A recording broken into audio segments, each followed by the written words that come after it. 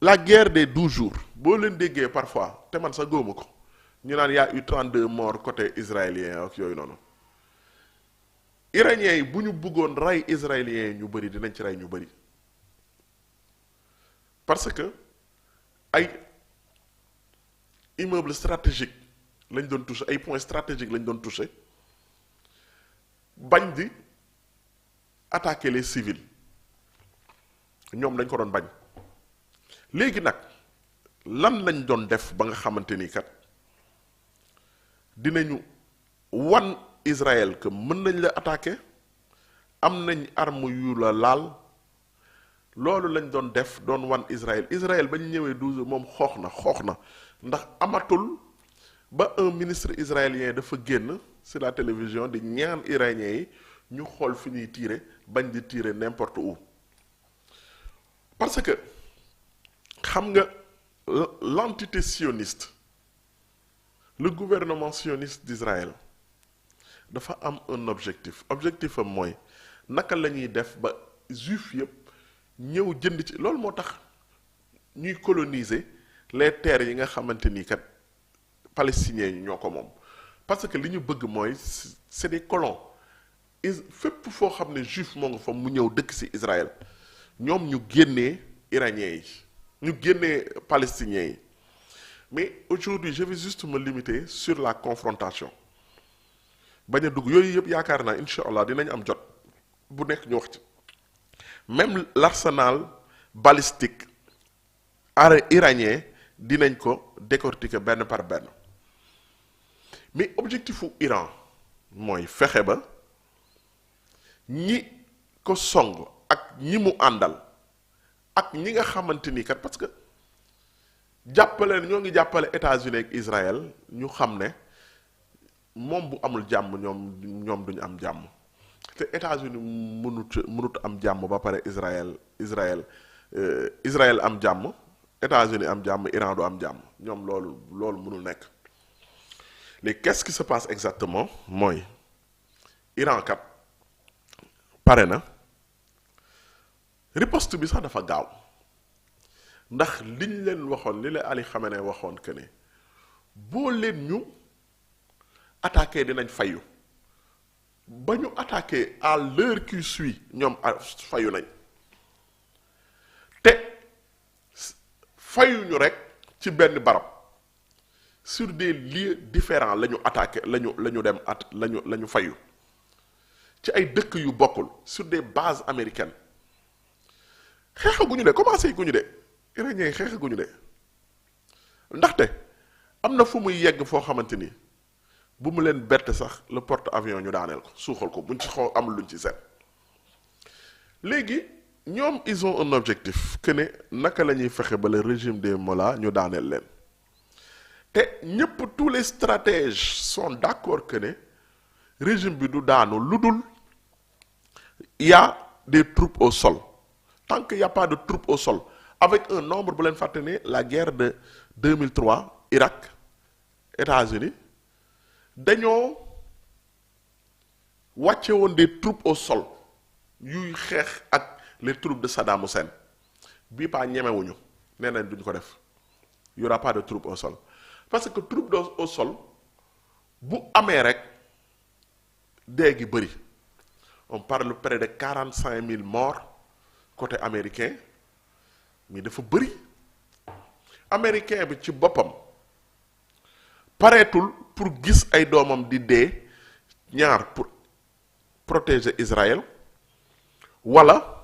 xeex boo xam ne moom dafa jàpp ne yoonam nekku ci américain bi parewul loolu Donald Trump ñoo ngi commencé di ko décrier même au sein du camp républicain avec la base MAGA ce qu'on appelle la base MAGA mooy xam nga Donald Trump dafa ñëw au pouvoir avec un slogan Make America Great Again mooy lan rendre aux États-Unis leur gloire d'antan Make America Great Again loolu la ñuy wax la base MAGA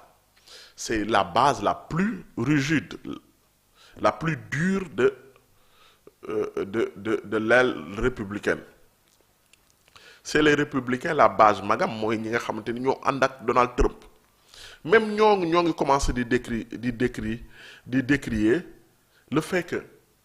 Donald Trump engagé des troupes américaines sans pour autant mu am l'accord du Congrès parce que pour une déclaration de guerre il faut une autorisation du Congrès alors que le Congrès n'a pas autorisé cette guerre-là soo leen seetloo c'est la même chose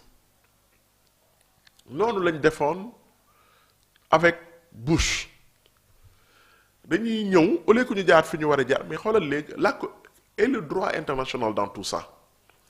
le droit international dans tout ça léegi daal dëkk mën na toog ba mu neex ko rek mu jàpp ne dëkk bi daf koy menacer dëkk bi am dooleem arrangé wu ko rek mu dem attaquer ko sans pour autant que mu am autorisation des Nations Unies wala mu am autorisation de la communauté internationale soxlawuñ ci dara lu ñu soxla mooy neexooñu te loolu yëpp coow li dañuy États-Unis ragalul Iran États-Unis mooy céder au caprice de l'Israël Israël moom moo bëgg ay nogg ñoo xam ne da leen di noggatu bi Iran demee ba am doole xam ne moom mu xam ne mënatu ko noggatu mu ne léegi na États-Unis déjà bu lay passé c'est la guerre des 12 jours Israël bi muy attaqué Iran laajul autorisation États-Unis sax laaju ko autorisation dafa dem attaqué Iran pourquoi bii pas ñoom ñaar ñuy coordonné pour songandoo ko c'est parce que Israël xam na ne Iran bi mu yaakaaroon doole ji ëpp na fi mu ko yaakaaroon te moom ak Iran bu ñu leen bàyyee rek léegi carte gi féete bor léegi nag fexe na ba entraîner États-Unis ci guerre bi États-Unis sondage yi nga xam ne génn le peuple américain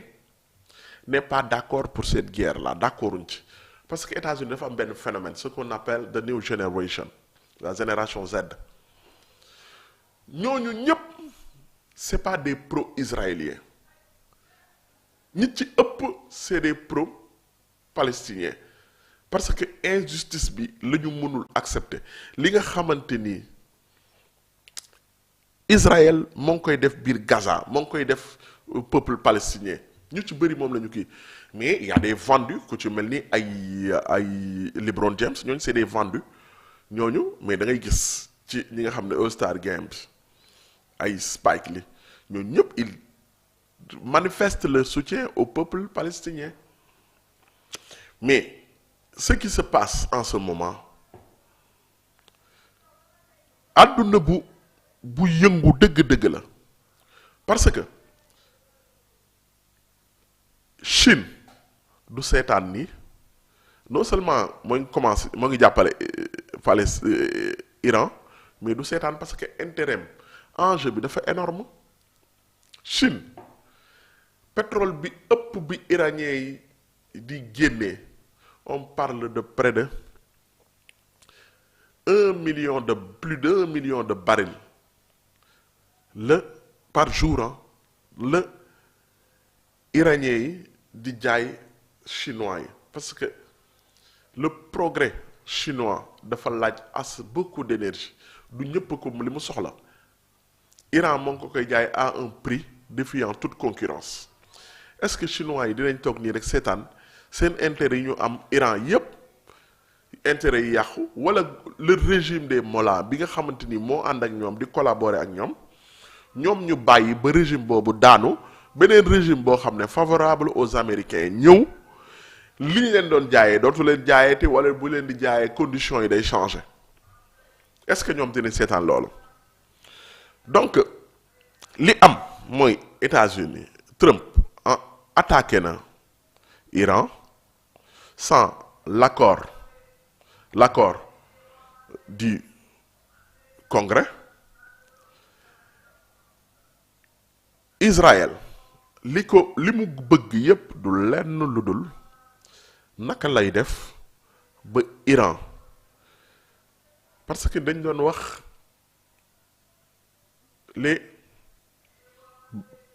les bombes nucléaires yi nga xam ne nii kat ñu ne Iran sur le nucléaire le danger nucléaire mais dafa am loo xam ne dafa romb léegi le danger nucléaire mooy lan la menace balistique de l'Iran. Iran ni muy defaree ay missiles gaaw nañ te barbar goo xamante ni nekkul rek nombre bi mais aussi évolution technologique bi nga xamante ni Iran moo ngi koy def parce que seen xam-xam dafa màcc à chaque fois je le signale concours mathématique yi ëpp ci àdduna bi iranien yi ñoo koy gañ